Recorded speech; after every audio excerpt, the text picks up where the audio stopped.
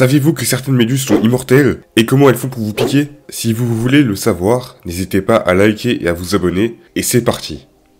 Les méduses sont un groupe d'animaux composé d'environ 1500 espèces réparties dans les océans du monde. Les méduses sont caractérisées par leur corps gélatineux dépourvu d'une symétrie bilatérale, contrairement à la majorité des animaux, et par leur peau qui est dotée d'armes très puissantes, les cnidocystes. Les cnidocystes sont des armes avec un fonctionnement fascinant. En effet, les cnidocystes mesurent entre 10 et 50 micromètres et sont divisés en plusieurs parties. D'abord, la vacuole, qui est le compartiment dans lequel est stocké le venin, et la vraie arme, le nématocyste, un filament torsadé à l'intérieur du cnidocyte, qui est la chose qui va vous piquer votre race pendant l'été. Le nématocyste mesure 3 à 10 mm de long dépendant des espèces de méduses. Les cnidocystes sont excités lors d'un toucher ou d'un frottement, et en général, quand ça arrive, le nématocyste est soudainement propulsé, et tel un harpon, il se plante dans la chair de la proie ou de l'humain innocent qui n'a rien demandé. Le nématocyte relâche son venin dans la chair de la proie pour pouvoir la consommer. Même si c'est pas trop possible quand c'est un être humain ou une baleine, mais bref. Le nématocyte, une fois utilisé, est remplacé par un roulement de cellules qui se fait quand des nématocystes sont utilisés et donc ils sont à usage unique. Du point de vue de l'évolution, on ne sait pas d'où les cnidocystes viennent, même si certains biologistes ont émis l'hypothèse que les cnidocytes viennent d'une endosymbiose, le phénomène qui se produit quand un être vivant s'intègre dans un autre pour accomplir une fonction. L'exemple parfait de cela est par exemple la mitochondrie dans les eucaryotes. Allez voir ma vidéo sur le précambrien si vous voulez en savoir plus. Les méduses sont apparues il y a 650 millions d'années pendant la période de l'Édiacarien au précambrien dans cette cnidaire.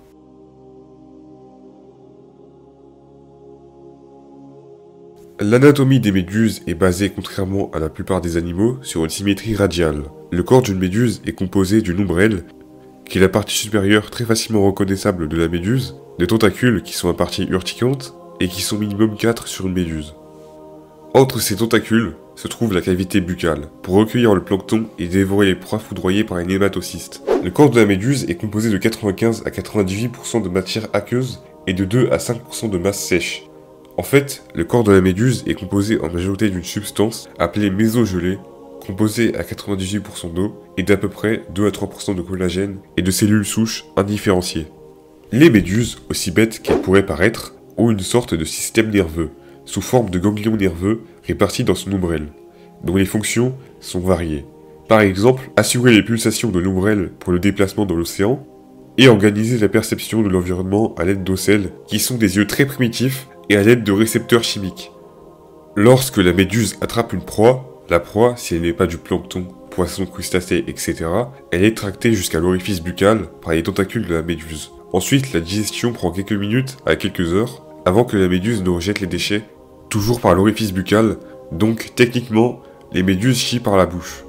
En parlant d'alimentation, les méduses se nourrissent généralement de plancton, mais aussi d'animaux plus grands comme des copépodes, des poissons, leurs larves aussi, et d'autres animaux du genre. Même si certaines, à l'image des coraux, sont en symbiose avec des algues qui, en échange de protection, fournissent à la méduse des sucres grâce à la photosynthèse. Le processus qui permet aux plantes d'obtenir de l'énergie. Certaines sont même bioluminescentes pour attirer les potentielles proies dans les parages.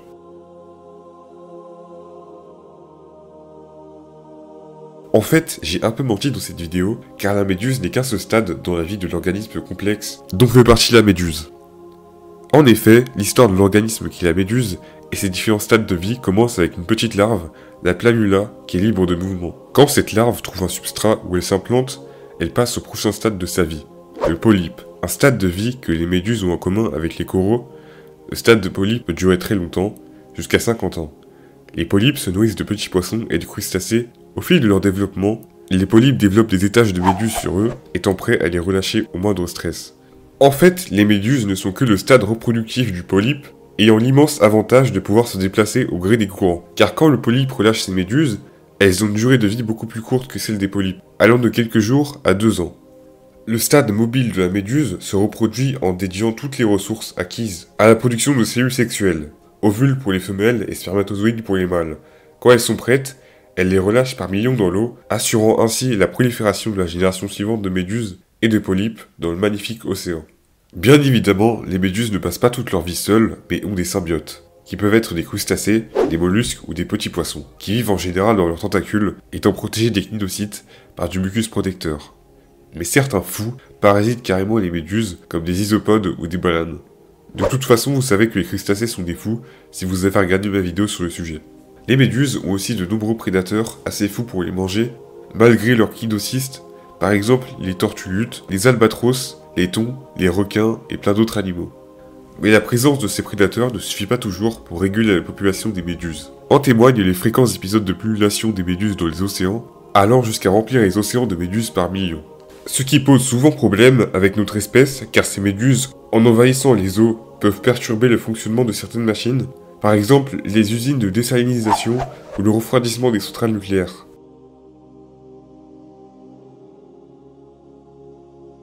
Les méduses sont un groupe de cnidaires divisés en 3 classes. La première, les méduses cubozoaires, est une classe de méduses caractérisée par leurs ombrelles de forme cubique. Les cubozoaires sont de beaucoup d'aspects très différentes de leurs cousines des autres classes. En effet, les cubozoaires ou méduses boîtes ont une vitesse de déplacement très élevée pour des méduses, pouvant aller jusqu'à 6 mètres par minute, et ont un système nerveux beaucoup plus complexe que celui des autres méduses. D'abord, elles possèdent une sorte de cerveau situé à la base de leur ombrelle qui coordonne leurs mouvements. Elles possèdent aussi surprenamment des vrais yeux, avec une cornée, une rétine et j'en passe. Au total, elles ont 24 yeux. Certaines cuboméduses ont même montré une capacité à apprendre des choses, ce qui est assez fort pour une méduse. Les cuboméduses sont surtout cantonnées aux régions chaudes, comme l'océan Pacifique Sud par exemple, où on rencontre les espèces les plus dangereuses de méduses boîtes. Chaque tentacule de méduse boîte compte environ 500 000 cnidocytes, prêts à défoncer la race de n'importe quel animal à proximité. Les cuboméduses, contrairement à leurs cousines des autres classes, chassent activement leurs proies, poissons et plancton, au lieu de tout simplement dériver vers elles comme des nuls. L'espèce la plus connue de méduse boîte est l'espèce Chironex fleckeri, une méduse qui se nourrit en temps normal de crevettes et de poissons, mais qui est très vénère en réalité. Et devinez où elle vit? L'Australie évidemment. Et bah décidément quand c'est des animaux dangereux ils sont toujours là-bas. Hein. Car cette méduse, si votre malheureuse peau entre en contact avec un de ses tentacules, bah c'est simple, la douleur sera tellement extrême que vous supplierez probablement d'en finir avec la vie. Et c'est bien ce qui pourrait vous arriver, car si cette méduse vous envenime, et que la blessure n'est pas traitée, bah vous pouvez mourir en quelques minutes. Mais en fait la méduse ne cible pas intentionnellement les êtres humains, préférant les éviter quand elle les voit, n'ayant aucun intérêt à nous piquer en fait. La seconde classe de méduses est la classe des hydrozoaires, qui ne sont pas toutes des méduses, seulement certains membres le sont en fait. En effet, les hydrozoaires préfèrent la vie en tant que polype plutôt qu'en tant que méduse, certains ayant même réduit le stade de méduse à un rôle purement reproducteur. Les méduses des hydrozoaires ne possèdent que 4 tentacules, contrairement à la myriade de tentacules des autres classes de méduses. Les méduses hydrozoaires, surprenamment, ont une durée de vie plus courte que leurs voisins des autres classes, allant juste de quelques jours à quelques mois.